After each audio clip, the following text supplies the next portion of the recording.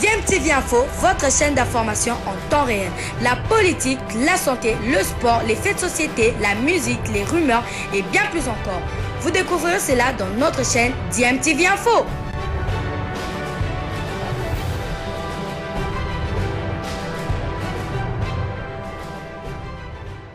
Évolue depuis 2 saisons dans le championnat égyptien. Francis Kazadi Kassengou, sociétaire d'El Gesh en première ligue, passe des moments difficiles dans ce championnat, en tout cas pour cette première partie de saison. Au micro de votre radio, l'ancien sociétaire de V-Club, des Saint-Pé, sans oublier le FC Renaissance du Congo, prêté par Al Masri, évoque ses débuts dans ce 3e championnat qu'il découvre après celui de la RDC et du Maroc. On l'écoute. Oui, la deuxième saison, on a évolué à la carte d'Égypte. L'Égypte a un championnat, il a dire Makassi, pour nous intégrer, il faut appeler la manière solide, il y a vraiment qui facilité, mais malgré des gens qui il y a un pays malgré le Maroc. Donc, on a qui a intégré l'esprit pendant on a négocié la message de la malgré bien donc le côté maman la bien le Maroc ils ont un pays francophone, ils ont un pays anglophone donc ils ont qui pendant facilité mais comme déjà ils ont déjà le Maroc quand la paix différence il Maroc ni Égypte Égypte mais le arabe mais bon dengue mususu ba Maroc puis ba arabe mais bon dengue mususu mais tant que dans la carte ya groupe tous wana tant bazolo ba au tirer attention pendant bien on a comprendre bazolo mais pour la loba ils ont moi pas signifié mais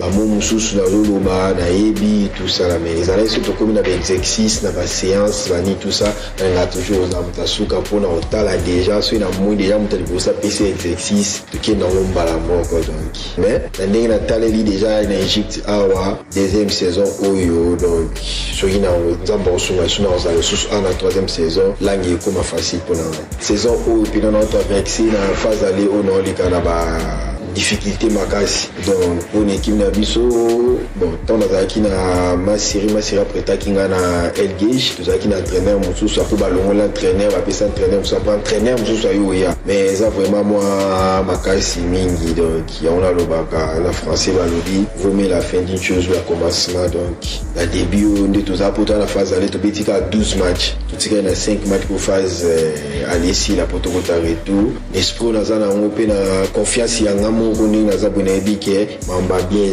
mais le moment où on a vraiment traversé moment vraiment difficile. Voilà, c'était la Francis Kazadi Kassengou, ancien joueur de V-Club des Saint-Pé ou encore Renaissance. S'il faut résumer ce qu'il a dit, en tout cas, il a estimé que le championnat égyptien est difficile. Il s'est intégré vu qu'il a déjà joué au Maroc. C'est son 2e championnat, en tout cas après le Maroc, le 3e après la RDC, le Maroc et l'Égypte.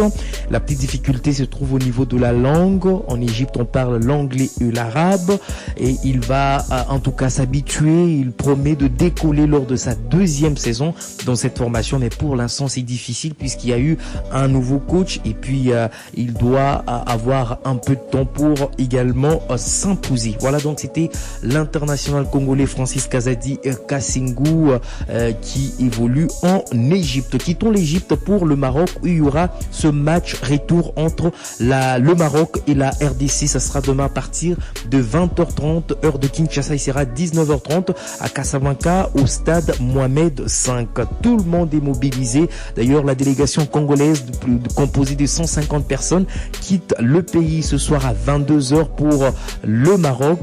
Sur place, elle va retrouver les léopards qui sont arrivés aux alentours de 13h. Ils auront d'ailleurs la séance d'entraînement tout à l'heure à 20h pour la reconnaissance de l'ère des Jeux du stade Mohamed V. Mais déjà sur place, tout le monde est mobilisé avant d'écouter un supporter congolais qui a quitté la France pour aller suivre cette rencontre sur place à Casablanca. Nous allons écouter le sélectionneur marocain Vaïd Alilozic qui reste confiant.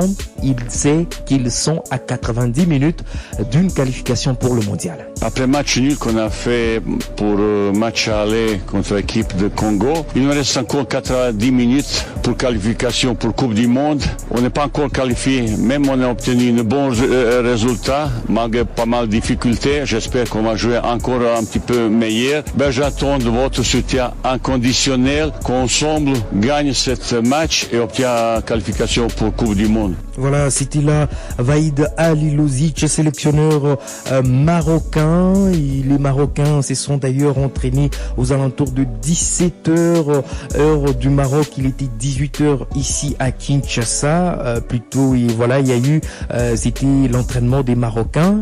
La presse avait droit à 15 minutes seulement. L'entraînement de la RDC est prévu à 19h30, heure du Maroc, 20h30 ici à Kinshasa.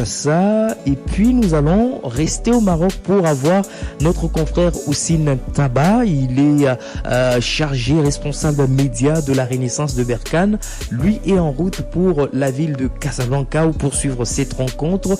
La mobilisation est totale, tout se passe bien. Il nous informe d'ailleurs que tous les billets de cette rencontre ont été vendus. Il y aura 80 000 supporters sur place au stade Mohamed V demain à 20h. L'équipe de Congo va faire un entraînement sur la pelouse du stade Mohamed V à 7h ce jour-là. Tout le monde ici attend le match de demain et que le meilleur gagne. Dernière question, Houssine. Qu'est-ce qui explique l'appel du gardien de Wydad alors que nous avons Bonou, nous avons deux autres gardiens dans l'effectif? Khalid Walid a appelé un gardien vu que le troisième gardien est blessé et que il va juste le mettre en réserve et le gardien qui est officiel, c'est Bounou, Yassine Bounou. Merci beaucoup Houssine. En tout cas, la mobilisation, comment ça se passe sur place au Maroc? Est-ce que tous les billets sont vendus? Tous les billets, il y a 3 jours qui sont vendus. Les guichets sont fermés. Le nombre du public s'élèvera à 80 000 spectateurs. C'est la capacité totale de stade d'honneur lié de Mohamed V de Kaz. Toutes les conditions sont favorables pour refléter l'image d'un football africain qui est plus élevé. Voilà, c'était là Houssine Taba, il est responsable média de la Renaissance de Berkane, journaliste sportif sur place au Maroc. Nous l'avons d'ailleurs joint au moment où il devait prendre son vol, quitter Berkane pour Casablanca pour suivre cette rencontre prévue demain. Nous allons rester sur place dans cette ville. Nous avons joint un Congolais qui a quitté Paris pour aller suivre cette rencontre. Il est arrivé ce lundi. Il était d'ailleurs aux abords du stade Mohamed V au moment où nous l'avons joint. Il s'appelle Monsieur Didier. On l'écoute.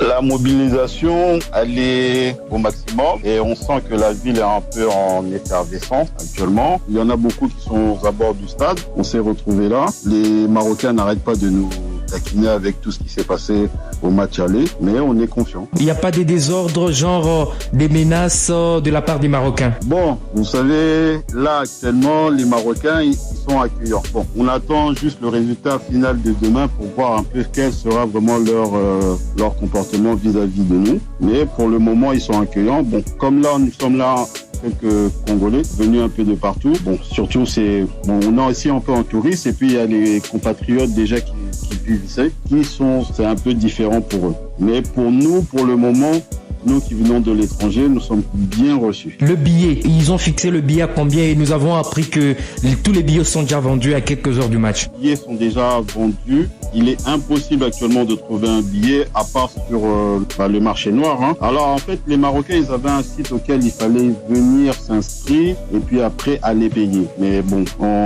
nous, on n'a pas été au courant de cela. Et ils nous ont informé ça seulement aujourd'hui. Ils nous ont proposé des billets à partir de 60 000 dirhams jusqu'à 150 000 dirhams. Donc voilà, ça c'est dirhams, ça c'est leur franc à eux là. Donc voilà, ce qui fait à peu près 150 dirhams, $150.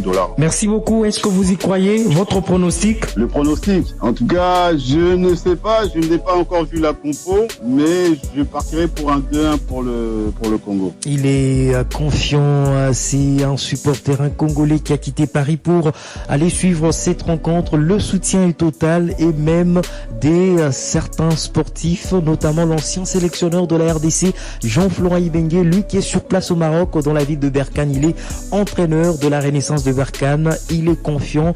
Il espère bien que la RDC peut aller chercher cette qualification demain au stade Mohamed V. On l'écoute. Coach Florent Ibenge, bonjour. Vous avez vous-même été sélectionneur de la RDC, équipe avec laquelle vous avez disputé les éliminatoires du Mondial 2018. Quelle attitude devront avoir les joueurs congolais pour ce match retour contre le Maroc? Bonjour, ravi de vous parler à nouveau. Quelle attitude devraient avoir les Léopards par rapport à ce match? Une attitude très positive, rentrer sur le terrain avec beaucoup de détermination, tout simplement.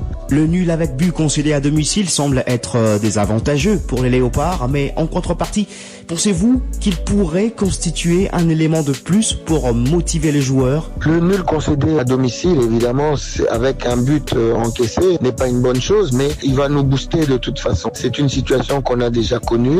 Je crois qu'on a eu la même chose face à l'Angola. Quand j'étais là, on a fait 1-1 avec un but dans les arrêts de jeu de Méchac. L'Angola nous avait dominé à domicile, mais 3 jours après, on est parti l'emporter en Angola 2-0. Là, dernièrement, on a fait match nul face à la Tanzanie. Ça nous a pas empêché d'aller gagner en Tanzanie. Donc ça, c'est pour vous dire que les exemples sont là, qui font que rien n'est fini, il reste un match et faut y croire. C'est pour ça que je vais parler de détermination tout à l'heure au niveau de l'attitude et voilà, tout est possible. Il faut y croire. C'était là Jean-Florent Ibenge, coach de la Renaissance de Berkane, ancien sélectionneur de la République démocratique du Congo. Merci infiniment à vous tous de nous avoir suivis. C'est la fin de ce journal des sports.